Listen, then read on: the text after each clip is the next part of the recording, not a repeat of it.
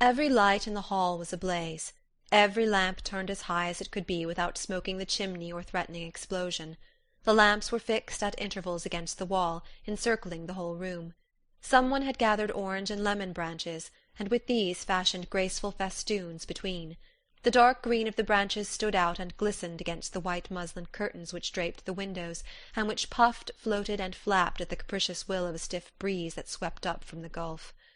It was Saturday night, a few weeks after the intimate conversation held between Robert and Madame Ratignolle on their way from the beach. An unusual number of husbands, fathers, and friends had come down to stay over Sunday, and they were being suitably entertained by their families, with the material help of Madame Lebrun.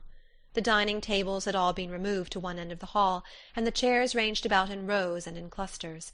Each little family group had had its say and exchanged its domestic gossip earlier in the evening.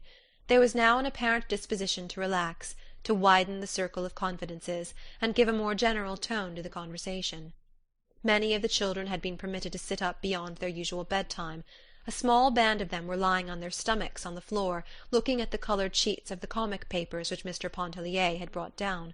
The little Pontellier boys were permitting them to do so, and making their authority felt. Music, dancing, and a recitation or two were the entertainments furnished, or rather offered. But there was nothing systematic about the programme, no appearance of pre-arrangement, or even premeditation. At an early hour in the evening the Farival twins were prevailed upon to play the piano. They were girls of 14, always clad in the Virgin's colours, blue and white, having been dedicated to the Blessed Virgin at their baptism. They played a duet from Zampa, and at the earnest solicitation of everyone present, followed it with the overture to The Poet and the Peasant. "Allez-vous-en, sapristi!" shrieked the parrot outside the door. He was the only being present who possessed sufficient candour to admit that he was not listening to these gracious performances for the first time that summer. Old Monsieur Farival, grandfather of the twins, grew indignant over the interruption, and insisted upon having the bird removed and consigned to regions of darkness.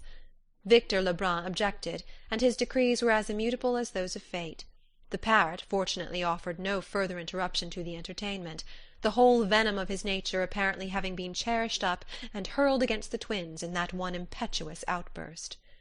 Later, a young brother and sister gave recitations, which everyone present had heard many times at winter evening entertainments in the city.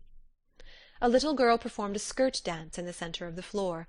The mother played her accompaniments, and at the same time watched her daughter with greedy admiration and nervous apprehension. She need have had no apprehension. The child was mistress of the situation. She had been properly dressed for the occasion in black tulle and black silk tights. Her little neck and arms were bare, and her hair, artificially crimped, stood out like fluffy black plumes over her head. Her poses were full of grace, and her little black shod toes twinkled as they shot out and upward with a rapidity and suddenness which were bewildering. But there was no reason why everyone should not dance. Madame Ratignolle could not, so it was she who gaily consented to play for the others. She played very well, keeping excellent waltz time and infusing an expression into the strains which was indeed inspiring. She was keeping up her music on account of the children, she said, because she and her husband both considered it a means of brightening the home and making it attractive. Almost everyone danced but the twins, who could not be induced to separate during the brief period when one or the other should be whirling around the room in the arms of the man. They might have danced together, but they did not think of it. The children were sent to bed. Some went submissively, others with shrieks and protests as they were dragged away. They had been permitted to sit up till after the ice-cream, which naturally marked the limit of human indulgence. The ice-cream was passed around with cake, gold and silver cake arranged on platters in alternate slices.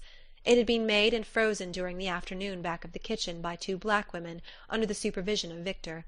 It was pronounced a great success, excellent if it had contained only a little less vanilla, or a little more sugar, if it had been frozen a degree harder, and if the salt might have been kept out of portions of it.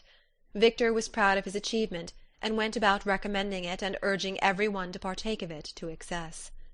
After Mrs. Pontellier had danced twice with her husband, once with Robert, and once with Monsieur Ratignolle, who was thin and tall and swayed like a reed in the wind when he danced, she went out on the gallery and seated herself on the low window-sill, where she commanded a view of all that went on in the hall, and could look out toward the gulf.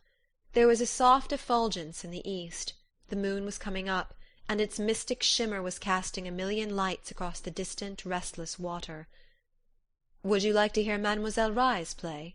asked Robert, coming out on the porch where she was. Of course Edna would like to hear Mademoiselle Reisz play, but she feared it would be useless to entreat her. "I'll ask her," he said. "I'll tell her that you want to hear her. She likes you. She will come." He turned and hurried away to one of the far cottages, where Mademoiselle Reisz was shuffling away. She was dragging a chair in and out of her room, and at intervals objecting to the crying of a baby, which a nurse in the adjoining cottage was endeavouring to put to sleep. She was a disagreeable little woman, no longer young, who had quarrelled with almost every one, owing to a temper which was self-assertive and a disposition to trample upon the rights of others. Robert prevailed upon her without any too great difficulty. She entered the room with him during a lull in the dance. She made an awkward, imperious little bow as she went in.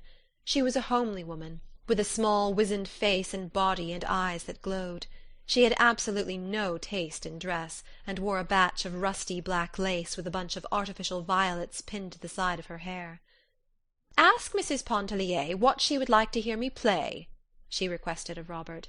She sat perfectly still before the piano, not touching the keys, while Robert carried her message to Edna at the window. A general air of surprise and genuine satisfaction fell upon every one when they saw the pianist enter. There was a settling down, and a prevailing air of expectancy everywhere. Edna was a trifle embarrassed at being thus signalled out for the imperious little woman's favour. She would not dare to choose, and begged that Mademoiselle Reisz would please herself in her selections. Edna was what she herself called very fond of music. Musical strains, well rendered, had a way of evoking pictures in her mind. She sometimes liked to sit in the room of mornings when Madame Ratignolle played or practised. One piece which that lady played Edna had entitled Solitude. It was a short, plaintive, minor strain. The name of the piece was something else, but she called it Solitude. When she heard it, there came before her imagination the figure of a man standing beside a desolate rock on the seashore. He was naked. His attitude was one of hopeless resignation as he looked toward a distant bird winging its flight away from him. Another piece called to her mind a dainty young woman clad in an empire gown, taking mincing dancing steps as she came down a long avenue between tall hedges. Again, another reminded her of children at play, and still another of nothing on earth but a demure lady stroking a cat. The very first chords which Mademoiselle Reisz struck upon the piano sent a keen tremor down Mrs. Pontellier's spinal column. It was not the first time she had heard an artist at the piano. Perhaps it was the first time she was ready, perhaps the first time her being was tempered to take an impress of the abiding truth. She waited for the material pictures which she thought would gather and blaze before her imagination. She waited in vain. She saw no pictures of solitude, of hope, of longing, or of despair. But the very passions themselves were aroused within her soul, swaying it, lashing it, as the waves daily beat upon her splendid body. She trembled, she was choking, and the tears blinded her. Mademoiselle had finished. She arose, and bowing her stiff, lofty bow, she went away, stopping for neither thanks nor applause. As she passed along the gallery she patted Edna upon the shoulder. "Well, how did you like my music?" she asked. The young woman was unable to answer. She pressed the hand of the pianist convulsively. Mademoiselle Reisz perceived her agitation, and even her tears. She patted her again upon the shoulder as she said, "You are the only one worth playing for. Those others? Bah!" And she went shuffling and sidling on down the gallery toward her room. But she was mistaken about "those others." Her playing had aroused a fever of enthusiasm. What passion! What an artist! I have always said no one could play Chopin like Mademoiselle Reisz. That last prelude! Bon Dieu! It shakes a man. It was growing late, and there was a general disposition to disband. But someone, perhaps it was Robert, thought of a bath at that mystic hour and under that mystic moon.